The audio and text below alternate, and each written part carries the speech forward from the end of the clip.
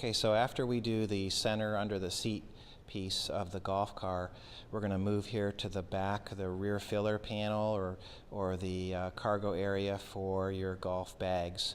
So what we did before we started our installation, you can see we've got it trimmed in blue, and what we did was we took a pencil and we just outlined the bucket area before we pulled the bucket out, and that basically showed us what we had to cover, because once that filler is in here, none of the green color is going to be seen. So we just took our rear filler panel and cut like 2-inch strips and outlined the areas that were going to be exposed. And basically this is insurance when we bring the side panels over, that you get good coverage, and that way none of the green is exposed in anything that can be seen once the golf car has been reassembled. So we put all these pieces in.